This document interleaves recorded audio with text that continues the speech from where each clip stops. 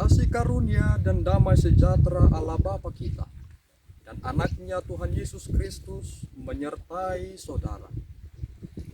Amin. Shalom saudara-saudari yang terkasih di dalam nama Tuhan Yesus Kristus. Senang bisa menyapa saudara di tempat saudara berada hari ini dalam penyertaan Tuhan kita Yesus Kristus.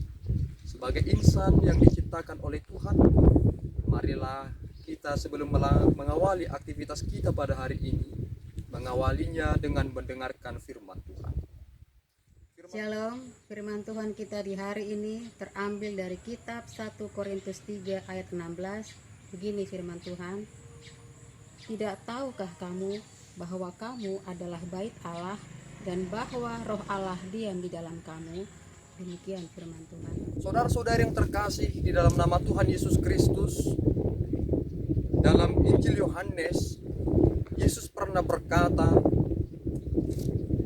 bahwa ia akan mendirikan kembali bait suci di dalam 3 hari.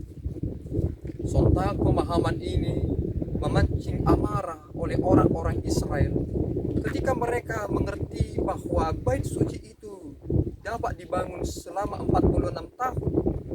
Mereka menganggap suatu kebodohan jika bait suci dapat didirikan hanya dalam waktu 3 hari. Padahal sebenarnya pemahaman bangsa Israel tentang hal tersebut adalah pemahaman yang lahiriah, bukan memahaminya dalam pemahaman iman. Tuhan Yesus Kristus ingin merujuk pada dirinya sendiri bahwa dia adalah bait suci yang ingin Tuhan Yesus katakan. Di dalam perjalanan hidupnya dan melalui kematian dan kebangkitannya, kita mengerti bahwa Yesus pada hari yang ketiga bangkit dari antara orang mati. Dalam kebangkitan itulah, maka Yesus telah memenangkan kuasa maut.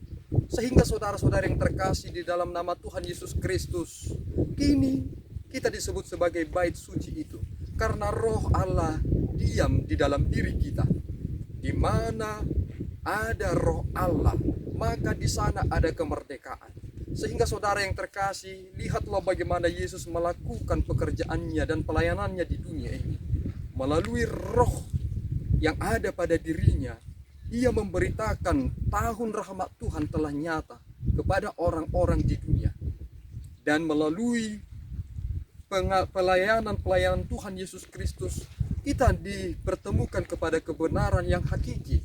Kita dibawa ke dalam Allah Bapa dan Roh Kudus membawa kita kepada Kristus.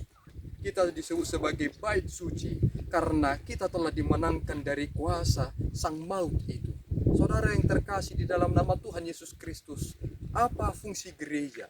Gereja adalah tempat untuk memberitakan firman Tuhan. Sekarang kamu adalah gereja yang bersifat dinamis, bukan gereja yang hanya dari bangunan secara fisik. Kini kamu adalah gereja yang bergerak dan roh Allah ada dalam diri saudara.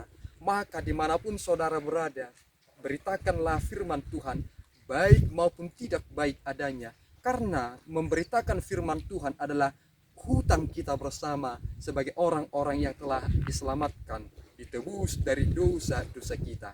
Saudara, alangkah indahnya hidup ini jika dimanapun kita berada, kuasa Roh Kudus menuntun kita untuk terus memberitakan firman Tuhan.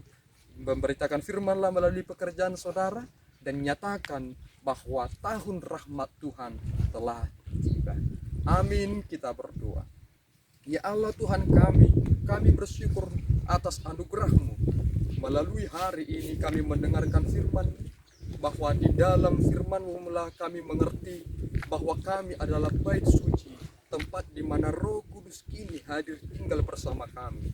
Mampukan kami Tuhan menjadi pelayan-pelayan-Mu yang setia untuk memberitakan firman, baik maupun tidak baik adanya, sehingga melalui sikap kami yang senantiasa memberitakan firman-Mu, maka nyatalah kuasa-Mu di seluruh penjuru bumi ini.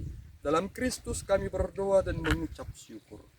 Anugerah Tuhan kita Yesus Kristus, kasih setia Allah Bapa, dan persekutuan Roh Kudus menyertai saudara. Amin. Tuhan Yesus memberkati.